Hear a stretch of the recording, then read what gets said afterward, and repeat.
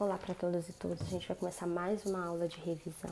Nós vamos estudar a respeito das mudanças que vão acontecer dentro da Europa, mudanças na arte e na religião, que é o que a gente chama de Renascimento Cultural e a Reforma Protestante. Esses movimentos eles vão representar principalmente, o enfraquecimento do cristianismo, o enfraquecimento da religião católica, que até esse período era a única religião que existia dentro da Europa. Nesse período todo mundo era católico, todas as pessoas eram católicos, não haviam outras igrejas. Então a gente vai estudar o enfraquecimento dessa instituição que vai possibilitar mudanças na sociedade e mudanças dentro da religião. O Renascimento Cultural, gente, vai ser um movimento artístico, mas que vai englobar também questões intelectuais, questões religiosas, questões sociais e a mudança de pensamento das pessoas. As pessoas, até o Renascimento Cultural começar, até esse movimento artístico começar, as pessoas elas tinham uma ideia muito ligada à igreja. Tudo era de acordo com o que a igreja determinava. Eles tinham medo de pensar por conta própria. Então, os seus desejos, as suas vontades eram pautadas naquilo que a igreja permitia. E eles tinham uma ideia muito de certo e errado de acordo com isso. Aquilo que a igreja permitia eram as coisas de Deus. Aquilo que a igreja não permitia eram as coisas do diabo. Então, eles tinham medo de tomar essas decisões e dar lugar ao diabo na vida deles. E aí vai surgir esse movimento, o Renascimento, começando com obras de arte. E é onde essas obras de arte elas vão passar a valorizar os seres humanos, os corpos humanos, que até então, na Idade Média, era proibido. A igreja dizia que o corpo era o templo do pecado. Então as pessoas andavam com muitas roupas, não podiam se mostrar, não podiam mostrar partes, porque era pecado. Dentro desse movimento do Renascimento vai surgir o humanismo, que era um movimento intelectual. Pensadores, cientistas vão começar a desenvolver trabalhos para valorizar os seres humanos, valorizar as pessoas e deixar um pouco a ideia de Deus e da igreja de lado. Então vai surgir alguns inventos tecnológicos que vão facilitar esses pensamentos, como a invenção da prensa, que vai ser uma máquina para produzir livros. Até então os livros eles eram todos manuscritos e aí com a prensa os livros eles podiam ser produzidos em maior quantidade, velocidade e ser distribuídos por mais locais. Para vocês terem uma ideia, o livro, como a gente tem aqui, encadernado, a Igreja Católica dizia que era pecado, que o livro podia ser só em pergaminho e esse tipo de livro aqui era coisa do diabo. Olha as ideias de Jerico. Vai surgir nesse período também. A principal característica vai ser o antropocentrismo, que é a valorização dos seres humanos, as pessoas. Antropo significa ser humano. O ser humano vai estar no centro dos pensamentos, no centro das ideias. Tudo vai girar em torno dos seres humanos. Dentro das ciências, a principal modificação vai ser uma mudança na astronomia, começada por Nicolau Copérnico e depois concluída por Galileu Galilei, que vai ser a ideia do heliocentrismo. O Sol é o centro do universo, o centro daquela... Nesse período eles não tinham uma noção de que o universo era tão amplo como a gente tem hoje. Então o Sol era o centro e os planetas giravam em torno dessa estrela.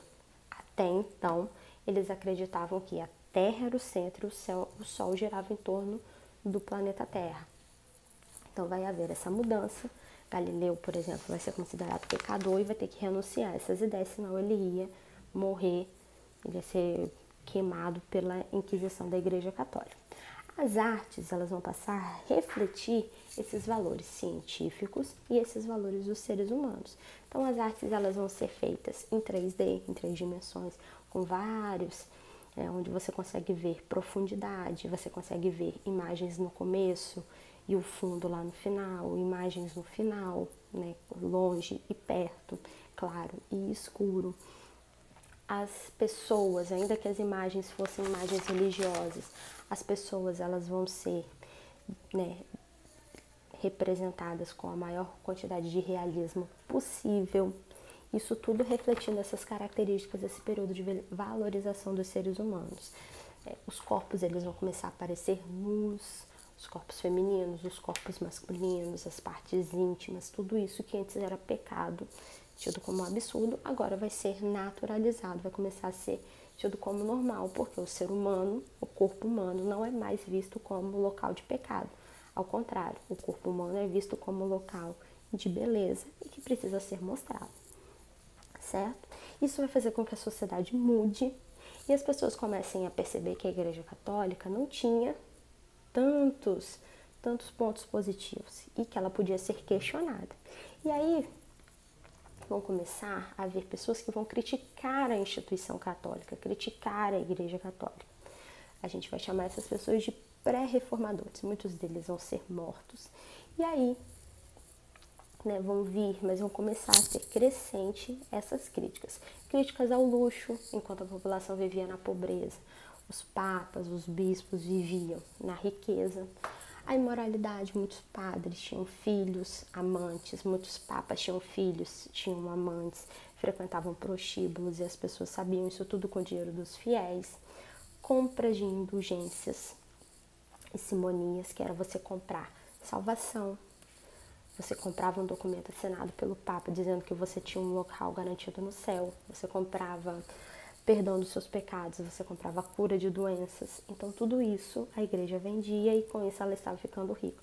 Fora os objetos sagrados, pedaço da cruz de Cristo, água do Rio Jordão, pedaço do manto de Jesus, do manto da Virgem Maria e tudo mais. Então vão surgir pessoas que vão começar a criticar a instituição católica, O primeiro que vai conseguir criticar e ser bem sucedido vai ser um alemão chamado Martinho Lutero. Ele vai escrever um documento chamado de 95 teses. Ele era um padre da Igreja Católica e ele faz uma viagem por Roma e vê todos esses pecados. Aí ele escreve esse documento, que são as 95 teses, 95 pontos que ele discordava da igreja. Prega esse documento na porta da igreja onde ele era papa, onde ele era padre. As pessoas ficam curiosas para saber o que é, ele lê e mostra para as pessoas o que era aquele documento. E aquilo vai gerar um rebuliço. Ele vai ser protegido pelos príncipes da Alemanha, que queriam se livrar do poder da igreja, não queriam mais ser subordinados ao Papa, porque discordavam também de ideias do Papa. E aí ele vai criar a primeira igreja protestante do mundo, que é a primeira igreja cristã, que não era católica apostólica romana, dentro do mundo ocidental, que é a igreja luterana. As ideias de Lutero se espalham pela Europa e outros reformadores vão surgir. João Calvino, que era um francês que foge para a Suíça, e lá na Suíça ele começa suas pregações e cria a igreja calvinista, que era o principal ponto da igreja calvinista, que ele acreditava que as pessoas, Deus já havia escolhido aquelas pessoas que iam para o céu e que iam para o inferno, havia uma predestinação. Tanto Lutero quanto Calvino vão ter a Bíblia como a sua principal fonte de verdade. Eles vão dizer que não era no Papa que estava a verdade, que não era no padre que estava a verdade, mas que era na Bíblia que estava a verdade de Deus. E eles vão agradar os interesses da burguesia, que era um grupo social que estava surgindo na Europa, que tinha muito dinheiro, que eram os comerciantes, mas que não tinham prestígio diante da igreja, porque a igreja dizia que juntar dinheiro era pecado. Na Inglaterra vai surgir também uma outra religião, mas essa vai ser criada pelo rei e por interesses políticos, que vai ser a igreja anglicana, que vai ser criada por Henrique VIII para poder, por conta de interesses que ele tinha. Ele queria um herdeiro homem, a sua esposa só lhe dava herdeiras mulheres, ele tinha uma filha, Maria, e os outros abortos haviam sido de meninas, e ele queria um herdeiro homem, e ele tinha uma amante que estava grávida, e para o filho ser legítimo ele precisava se casar com ela.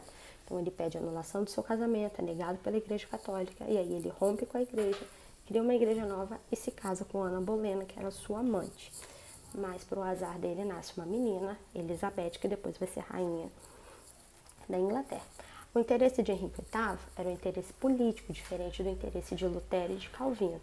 Ele, quando rompe com a Igreja Católica e cria uma igreja nova, ele vai confiscar todos os bens e terras da Igreja Católica, que vão deixar de pertencer à igreja e vão passar a pertencer a ele, que era o rei da Inglaterra. E aí ele vai acumular poder político e religioso e vai se tornar super poderoso. Até hoje, dentro da Inglaterra, a rainha, ela é a líder religiosa, ela que é a principal nome da igreja anglicana, ela que manda na igreja anglicana. E aí isso tudo vai criar um rebuliço dentro da Europa. A igreja católica vai perceber que estava perdendo fiéis, perceber que estava errado, vai criar um movimento de contra-reforma para tentar impedir o avanço do protestantismo. Vão se reunir no Concílio de Trento, na cidade de Trento, na Itália, e vão reunir os principais bispos para decidir alguns pontos. Dentre eles, vão ser criados a Companhia de Jesus, que eram jesuítas, que eram padres que vão ser enviados para o mundo inteiro para evangelizar pessoas e tornar essas pessoas católicas. Esses padres, eles vêm em grande massa para o Brasil e vão auxiliar na colonização do Brasil e do Espírito Santo, que a gente vai estudar mais para frente. Eles vão instituir a catequese, que era uma maneira de doutrinar as pessoas para que elas fossem católicas, ensinar sobre a religião católica para as pessoas. E vão criar o Tribunal da Inquisição, que era um tribunal que julgava, que prendia, julgava e executava as pessoas que desobedecessem às regras, às leis da Igreja Católica. A Inquisição, ela vai servir para punir principalmente essas pessoas que se tornaram protestantes depois da Reforma Protestante. Isso vai fazer com que a Europa se divida, países vão se tornar protestantes e vão começar a perseguir a população católica, e os países que eram católicos vão perseguir as pessoas que se tornaram protestantes. Vão haver muitas guerras religiosas, muitos conflitos religiosos e assassinatos em massa, tanto de católicos quanto de protestantes. E a principal massacre é a noite de São Bartolomeu, na França, onde a rainha da França vai ordenar que os católicos vão à praça e matem em peso os huguenotes, que eram os protestantes franceses. E aí eles vão ser assassinados no meio da praça, num feriado, numa noite de santos, a mando da rainha. E outros massacres vão acontecer dentro da Europa. E isso vai fazer com que a Europa se divida, e essas guerras religiosas, muitas delas duram até hoje, tanto no continente europeu quanto esses conflitos que a gente vê no mundo. Muitas guerras que tem até hoje no mundo são por conta de religião. Eu espero que vocês tenham entendido. Qualquer coisa, chama no privado para a gente tirar dúvidas e poder fazer atividade. Beijinhos, tchau, tchau.